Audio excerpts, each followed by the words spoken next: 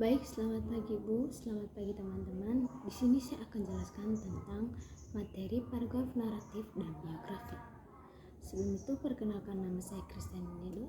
Saya dari kelas 10B. Yang pertama saya akan menjelaskan tentang paragraf naratif. Di dalam paragraf naratif terdapat pengertian paragraf naratif, jenis-jenis paragraf naratif, dan ciri-ciri paragraf naratif. Silakan menonton.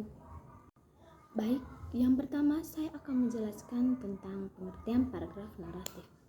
Paragraf naratif adalah jenis paragraf yang menampilkan peristiwa secara kronologis dan memiliki alur gagasan yang pasti.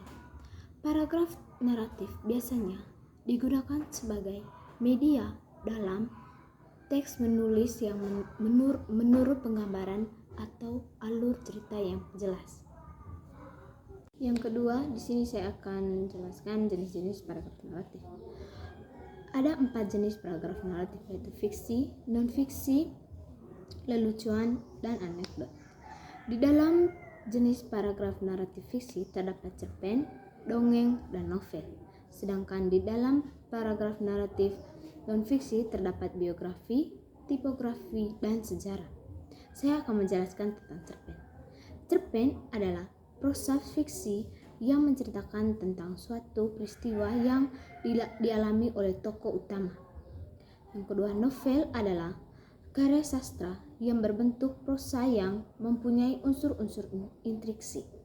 Yang ketiga, dongeng adalah cerita yang tidak benar-benar terjadi. Dongeng juga atau sejarah kanak yang terbentuk dari unsur tertentu. Yang kedua, pengertian dari jenis paragraf naratif non-fiksi yaitu biografi, tipografi, dan sejarah.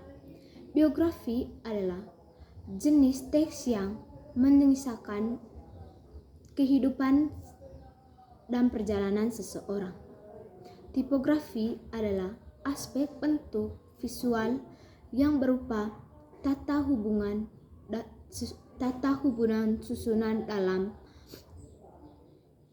susunan baris dan ukiran bentuk yang dipergunakan untuk pendapatan kesan menarik agar indah dibaca atau dipandang. Yang ketiga, sejarah adalah yang diambil dari beberapa peristiwa yang dibuktikan oleh kenyataan. Baik, yang ketiga saya akan sebutkan ciri-ciri paragraf naratif, yaitu ada sebuah peristiwa, ada seorang pelaku, ada waktu, dan ada latar kejadian yang jelas.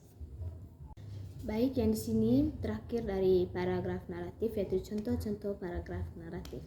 Saya hanya mengambil 2 contoh. Yang pertama, saat itu dia mulai sering mengunjungi sanggar yang bersanja digunakan seorang hamba untuk belajar. Yang kedua, akhirnya hari ini tiba. Aku dan keluargaku akan pergi ke Planetarium Jakarta. Aku bangun pukul 5 pagi, kemudian membantu ibu mempersiapkan perlengkapan yang akan dibawa. Baik, itu saja penjelasan materi paragraf naratif dari saya. Yang berikut saya akan menjelaskan paragraf teks biografi. Baik, di sini saya akan menjelaskan materi biografi. Di materi biografi saya akan jelaskan pengertian biografi, tujuan biografi, ciri-ciri biografi, struktur biografi, kata serapan atau ciri kebasahan. Mari simak.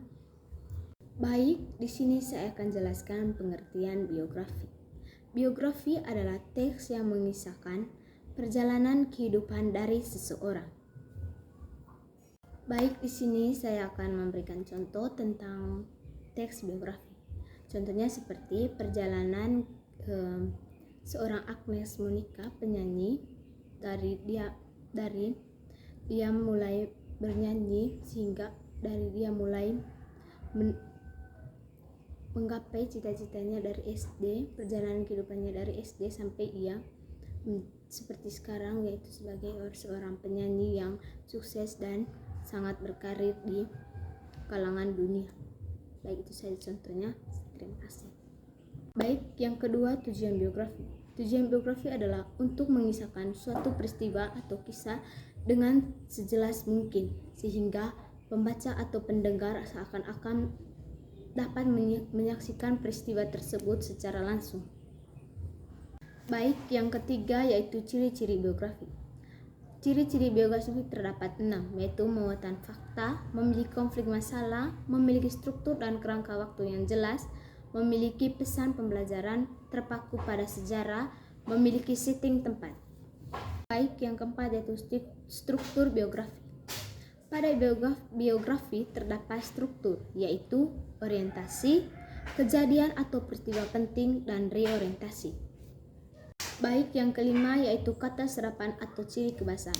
Kata serapan adalah kata yang dipinjam dari bahasa lalu kemudian sedikit banyakkan disesuaikan dengan kaidah dari bahasa sendiri. Baik, dalam kata serapan terdapat 3 unsur, yaitu adopsi, adaptasi, dan penguatan atau terjemahan.